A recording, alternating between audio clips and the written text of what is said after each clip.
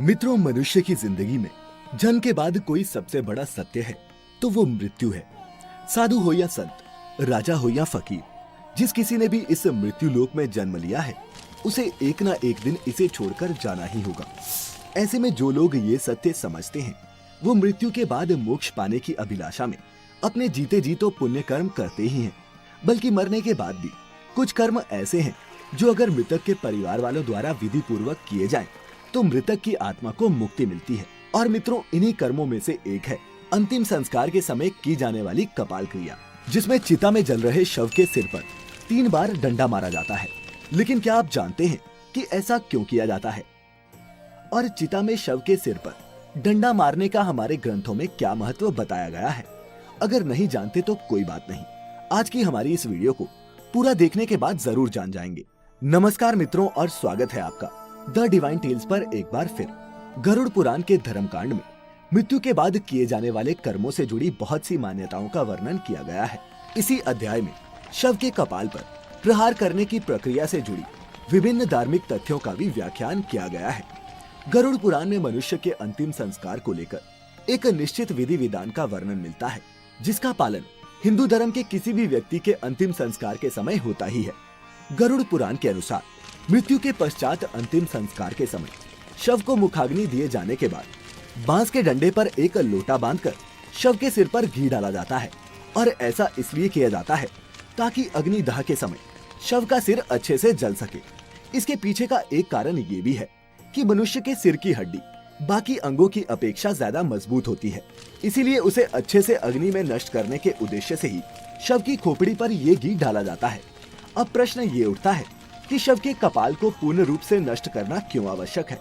वास्तव में इसे करने के पीछे का कारण भी गरुड़ पुराण में वर्णित है, जिसके अनुसार यदि शव की खोपड़ी अग्निदाह के पश्चात अधजली रह जाती है तब मृतक के अगले जन्म में उसका विकास पूर्ण रूप से नहीं हो पाता और वो अविकसित ही रह जाता है।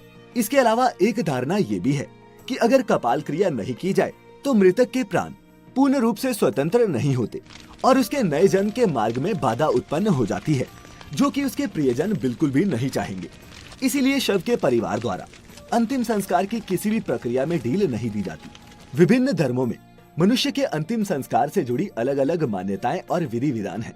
जैसे कि इस्लाम धर्म में मृत्यु के बाद उनके शव को जलाया नहीं जाता बल्कि दफनाया जाता है, जबकि हिंदू धर्म में मृतक के शव को जलाने की मान्यता है, जिसमें महिलाओं और बच्चों के अंतिम संस्कार को लेकर भी अलग अलग मान्यताओं का वर्णन मिलता है। अगर आप इसके बारे में विस्तार से जानना चाहते हैं तो ऊपर दिए हुए आई बटन पर क्लिक करके ये वीडियो देख सकते हैं। आइए वीडियो को आगे बढ़ाते हुए अब आपको बताते हैं कि ऐसी कौन सी मान्यता है जिसका पालन करने हेतु मनुष्य की मृत्यु के उपरांत शव के कपाल अर्थात सिर पर डंडे से ये प्रहार किए जाते हैं। मित्रों, प्रचलित मान्यताओं के बीच एक विधि का वर्णन श्राद्ध चंद्रिका पुस्तक में भी वर्णित है, जिसके अनुसार सिर में ब्रह्मा का वास माना गया है, इसीलिए शरीर को पूर्ण रूप से मुक्ति प्रदान देने के लिए कपाल क्रिया की जाती है, जिसके लिए मस्तिष्क में स्थित ब्रह्मरंध्र पंच तत्व का पूर्ण रूप से विलीन होना आवश्यक है। इसीलिए कपाल क्रिया को अंतिम संस्कार की प्रक्रिया में महत्ता दी गई है। इसके अतिरिक्त आपने ये भी सुना होगा कि कुछ अघोरी और तांत्रिक कपाल का उपयोग अपनी तंत्र विद्या और सिद्धियां प्राप्त करने के लिए करते हैं। यदि ऐसा उनके प्रियजन के कपाल के साथ हो जाए तो मृत्यु के बाद मृतक के लिए मोक्ष प्राप्ति की प्रक्रिया असंभव हो जाएगी। इस कारण भी कपाल क्रिया करना आवश्यक हो जाता है।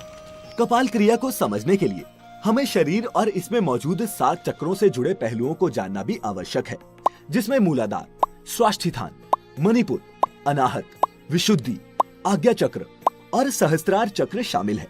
इनमें से सहस्त्रार चक्र को कपाल क्रिया से सीधा जुड़ा हुआ माना जा सकता है।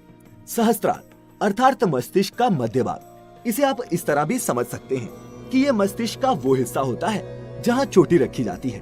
यदि व्यक्ति यम नियम का पालन करते हुए यहाँ तक पहुँच गया है तो वह आनंदमय शरीर में स्थित हो गया है। ऐसे व्यक्ति को संसार, संन्यास और सिद्धियों से कोई मतलब नहीं रहता। इस चक्र को जागृत करने के लिए लगातार ध्यान की आवश्यकता होती है। मूलाधार से होते हुए सहस्त्रार तक पहुंचा जा सकता है। शरीर की संरचना में इस स्थान पर अनेक महत्वपूर्ण विद्युतीय और जैवीय विद्युत का संग्रह मिलता है।